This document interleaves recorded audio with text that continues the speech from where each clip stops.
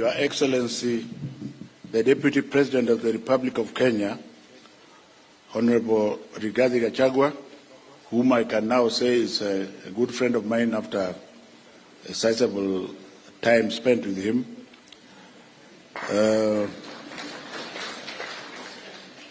The incoming Cabinet Secretary for Education, Ezekiel Machogu, my Chief Administrative Secretary, Dr. Sarah Ruto, who is here, all the three PSs from the Ministry of Education, including Dr. Bello Kipsang by extension, who was the PS for a very long time, the CEO of the Teachers Service Commission, Dr. Nancy Njeri Macharia, with whom I have worked extremely well over the years, members of the Presidential Working Party on Education, Director General, all the other directors of education, education stakeholders, distinguished ladies and gentlemen, good morning. I want to be very brief, and first to start by thanking His Excellency the President,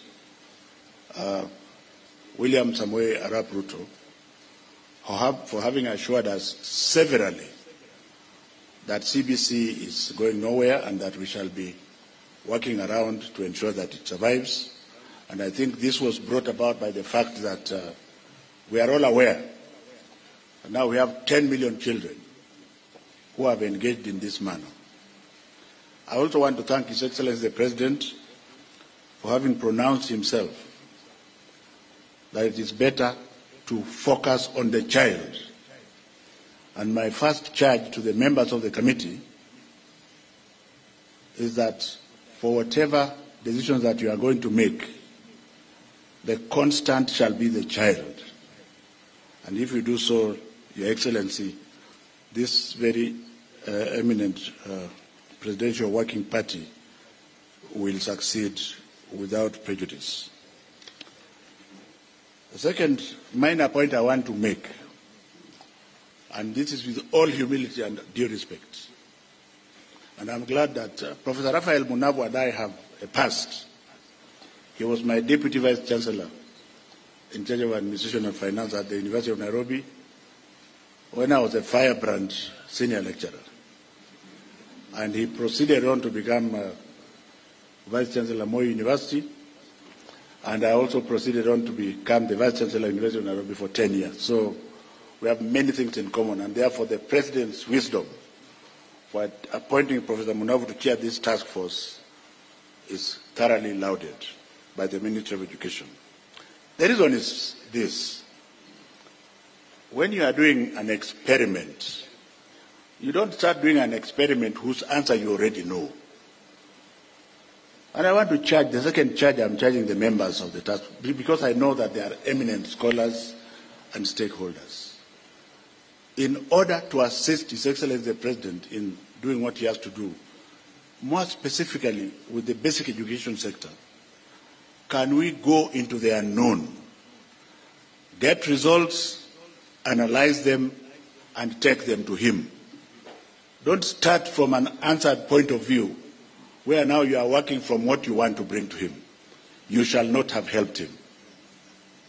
And I'm doing this with all humility, having been a scientist who is very well published over the years and who is going back to academia. Ladies and gentlemen, the third thing I want to say about President William Samoei, President William, you can understand why, because the other one was there for 24 years. William Samoei Arap Ruto. The short time I have worked with him and my assessment of him without prejudice is that he is somebody who listens and takes views, including those he didn't want to hear. And I'm telling you this here because I'm a very strange person. I add no political value to anybody. I am a thoroughbred technocrat. My value is in service and profession. So I'm free to talk the way I talk. because I have no political value to add. I only add the work and the efficiency and the delivery. So since the president is somebody who is going to, and he's also an academic, I was involved with him when he was doing his master's degree, and he went further and did PhD. So we are not writing a report to somebody who went to Kanyanyaini Primary School. So I would like to encourage you to use your intellectual power, because the brain power, Your Excellency, Deputy President, the brain, if you want your brain to sleep, it will sleep. If you want your brain to think so that you can add value to our children, then you will think. So I'm hoping that I don't want to pronounce myself more than that in the basic education sector, because my sentiments are known, and it is not my intention to repeat them here. But allow me, Your Excellency, to say one or two things about the university sector, which is the sick child in the room. Having been a minister for now 3.5 years, I have found out that since the government was not reorganized, it is still one minister, the basic education sector takes 85% of the time. And therefore, university and TVET share the remaining 15%. And that has allowed all Kamaus and Onyangos to be experts in university matters, even people who don't know anything about universities. So my third charge to this committee is to look at universities without prejudice. Remove the politician, remove the fake experts, because you cannot be an expert if you don't belong to the university system. What is it that is ailing our country? What would we want to remember President Ruto for as far as the university sector is concerned? And I can talk with full authority because this is where my strength is. We have people asking for universities to be created for political reasons, people who don't even know what a university is. If you go to the Oxfords of this world, a single university with 38 colleges. Are we together? Single university with 38 colleges across the country. Why are we having 3, 4 universities in a township? And then you make it worse by creating other branches in other townships. And everybody is quiet because it is not politically correct. I think His Excellency President William Samoei Ruto has given you the opportunity as the technocrats to pronounce yourself on this matter. I want to see whether you are bold enough, because the universities are dying because they are underfunded and they are thoroughly fragmented. They are dying because they are underfunded and they are thoroughly fragmented. The only university that I know is the University of Nairobi, and my Vice Chancellor is here, Professor Gitai Kiama. Thank you very much. The others are also trying to get there. But do we then pull down the University of Nairobi and Moi University to another level to be the same as Kanyanyaini University, where I come from? So if you are bold enough, you might give His Excellency the President good enough advice. If you are politically correct, you will just be a statistic.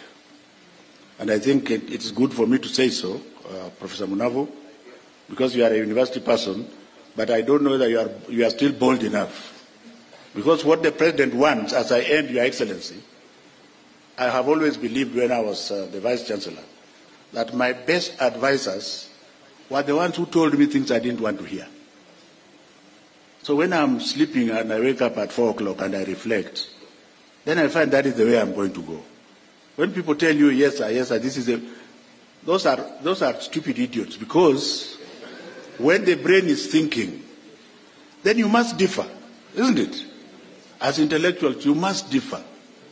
So I think the President has given you an opportunity to reform the university sector.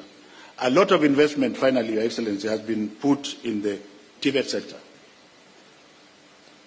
The last charge as an outgoing minister to this committee, what are you going to do in order to change the mindset of our people? That success is not by going to the university.